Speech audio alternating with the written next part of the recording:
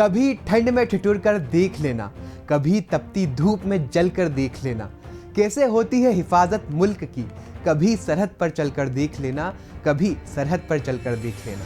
नमस्कार, मैं उज्जवल Jain, VIP news की ओर से आप सभी देशवासियों को स्वतंत्रता दिवस की हार्दिक शुभकामनाएं।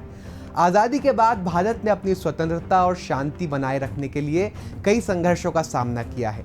भारतीय सेना ने अद्वितीय साहस और वीरता के साथ अपने दुश्मनों को कई बार पराजित किया है, जिससे न केवल हमारे देश की अखंडता बनी रही, बल्कि हम आज स्वतंत्रता का उत्सव भी मना रहे हैं। स्वतंत्रता दिवस के इस खास कार्यक्रम में हम जानेंगे कि कैसे भारत के वीर जवानों ने आज़ादी के बाद भी देश को सुरक्षित रखा। क्या है भारत के युद्धों का इतिहास? आजादी के बाद भारत पर क्यों थोपा गया युद्ध? आजादी से आज तक भारत ने कितने युद्ध लड़े? कैसे भारतीय सेना ने कबायली को परास्त किया? भारत और पाकिस्तान कितनी बार हुए आमने सामने? आजादी से आज तक भारत ने सीधी तौर पर 5 बार युद्ध का सामना किया है। इसमें 4 बार पाकिस्तान और 1 बार चीन से मुकाबला हुआ है। भारत पर पहला युद्ध आजादी के 1 साल बाद ही थोप दिया गया था, जब पाकिस्तान से आए कबायली लड़ाकों और पाकिस्तान फौज ने मिलकर जम्मू कश्मीर पर हमला किया था। इस युद्ध को प्रथम कश्मीर युद्ध भी कहा जाता है। ये संघर्ष कश्मीर के विशेष महत्व के कारण उत्पन्न हुआ। यह युद्ध भारत और पाकिस्तान के विभाजन के तुरंत बाद शुरू हुआ। इस आक्रमण ने कश्मीर की स्थिति को अस्थिर कर दिया और वहां की सुरक्षा को खतरे में डाल दिया। वहीं कश्मीर के शासक महाराजा हरि सिंह ने इस स्थिति को देखते हुए भारत सरकार से सहायता की मांग की। इसके साथ ही उन्होंने कश्मीर के भारत में विलय की औपचारिक प्रक्रिया शुरू की। भारत ने इस अनुरोध को स्वीकार कर लिया और भारतीय सेना को कश्मीर भेजा गया। भारतीय सेना के हस्तक्षेप से स्थिति में सुधार हुआ और भारतीय नियंत्रण बढ़ने लगा। इस युद्ध की प्रमुख घटनाओं के बाद 1 जनवरी 1950 की रात 12 बजे संघर्ष विराम की घोषणा कर दी गई, लेकिन इसने कश्मीर के भविष्य को विवादास्पद बना दिया। संघर्ष का परिणाम यह हुआ कि कश्मीर को 2/3 हिस्सा, जिसमें कश्मीर घाटी, जम्मू और लद्दाख शामिल थे, वह भारत के अधीन आ गया। दूसरा युद्ध भारत ने चीन के साथ साल 1962 में लड़ा। इस युद्ध में भारत ने चीन को कड़ी टक्कर दी, जिससे चीन की सेना को भारी जानमाल का नुकसान हुआ था। यह युद्ध 32 दिनों तक चला था। आइए जानते हैं कि कैसे भारतीय सेना ने चीन की सेना का साहस और पराक्रम से सामना करते हुए हमारे देश की रक्षा की। ब्रिटिश काल के दौरान 1914 में सीमा समझौता के तहत मैक-मोहन लाइन को तिब्बत और ब्रिटिश भारत के बीच सीमा के रूप में स्वीकार किया गया। भारत ने इसे अपनी सीमा मान लिया, लेकिन चीन ने इसे कभी मान्यता नहीं दी। इसके साथ ही अक्साई चीन नामक क्षेत्र भी विवाद का केंद्र था। भारत ने इसे अपने लद्दाख क्षेत्र का हिस्सा माना, जबकि चीन ने इसे शिनजियांग का हिस्सा बताया। इस भौगोलिक और राजनीतिक विवादों में दोनों देशों के बीच तनाव बढ़ गया और अक्टूबर 1962 में सीमा पर तनाव की शुरुआत हुई, जो जल्द ही युद्ध में बदल गई। और अक्टूबर 1962 में सीमा पर तनाव की शुरुआत हुई, जो जल्द ही युद्ध में बदल गई। चीनी सेना ने पूर्व क्षेत्र में अरुणाचल प्रदेश में घुसपैठ की और पश्चिमी क्षेत्र में अक्साई चीन पर नियंत्रण स्थापित किया। इस दौरान भारतीय बलों ने वीरता पूर्वक प्रतिरोध किया। संघर्ष के 1 महीने के अंदर चीन ने 21 नवंबर 1962 को एक तरफा संघर्ष विराम की घोषणा की। युद्ध के बाद अक्साई चीन चीनी नियंत्रण में रहा, जबकि अरुणाचल प्रदेश में सीमा की स्थिति वैसी ही बनी रही। भारत ने तीसरा युद्ध साल 1965 में लड़ा।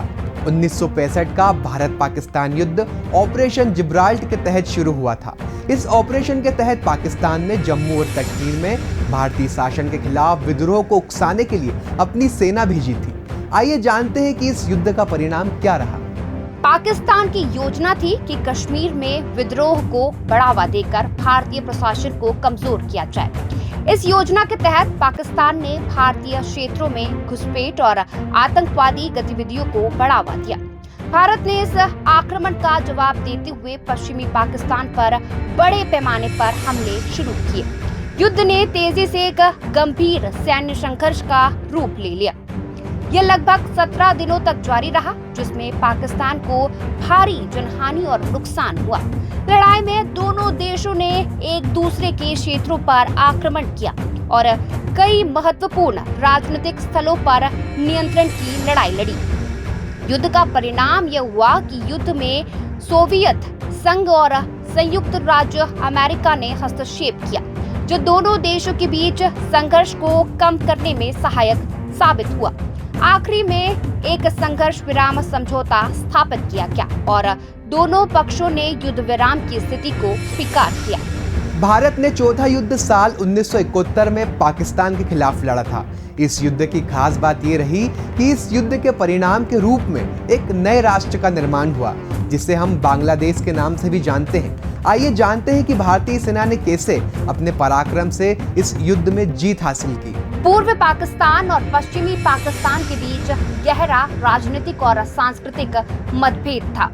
पूर्व पाकिस्तान के नागरिकों ने लंबे समय से पश्चिमी पाकिस्तान के शासकों के खिलाफ असंतोष और उत्पीड़न का सामना किया था। यह असंतोष तब बढ़ गया जब पाकिस्तान सरकार ने पूर्व पाकिस्तान की स्वायत्तता को कम किया और वहां की लोकतांत्रिक मांगों को नजरअंदाज किया। इसके परिणाम स्वरूप पूर्व पाकिस्तान ने स्वतंत्रता के लिए संघर्ष किया और भारत ने इस संघर्ष में हस्तक्षेप किया। भारत ने पूर्व पाकिस्तान में चल रहे मानवाधिकार उल्लंघनों और संघर्ष की स्थिति को देखते हुए कार्रवाई की और भारतीय सेना ने पूर्व पाकिस्तान में आक्रमण कर दिया। 16 दिसंबर 1971 को भारतीय सेना और मुक्ति विहीन पूर्व पाकिस्तान के स्वतंत्रता सेनानी ने संयुक्त रूप से ढाका पर आक्रमण किया। इस दिन पाकिस्तान सेना ने आत्मसमर्पण कर दिया और इस आत्मसमर्पण ने युद्ध का औपचारिक अंत कर दिया। युद्ध के परिणाम स्वरूप पूर्व पाकिस्तान ने स्वतंत्रता प्राप्त की और एक नए राष्ट्र बांग्लादेश के रूप में उभरा। इस संघर्ष ने पाकिस्तान की राजनीतिक और सैन्य स्थिति को गंभीर रूप से प्रभावित किया और बांग्लादेश की स्वतंत्रता की दिशा में महत्वपूर्ण भूमिका निभाई। 1971 का युद्ध भारतीय उपमहाद्वीप की राजनीति और भूगोल में एक महत्वपूर्ण मोड़ साबित हुआ।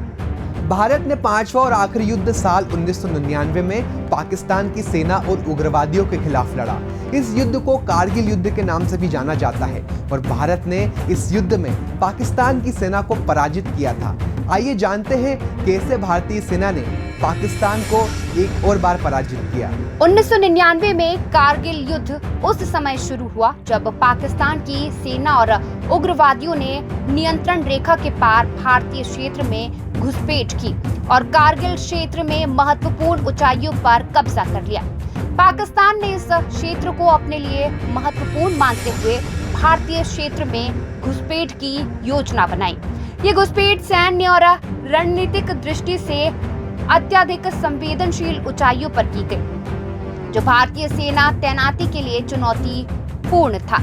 संघर्ष की शुरुआत के साथ ही भारतीय सेना ने इस घुसपैठ का प्रतिरोध किया और इस क्षेत्रों को वापस प्राप्त करने के लिए अपने प्रयासों को तेज किया। 2 महीने तक चले इस संघर्ष में भारतीय सेना ने प्रभावी रणनीति और साहसिकता का प्रदर्शन करते हुए उग्रवादियों और पाकिस्तान सेना को वापस लौटने पर मजबूर कर दिया।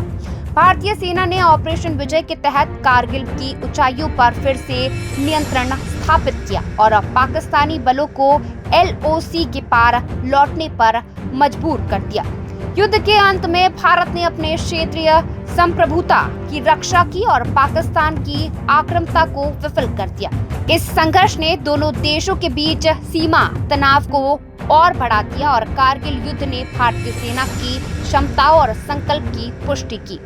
स्वतंत्रता दिवस के इस खास मौके पर हमने भारतीय सेना के शौर्य और बलिदान को याद किया, जिन्होंने हमारे देश की अखंडता और स्वतंत्रता की रक्षा की।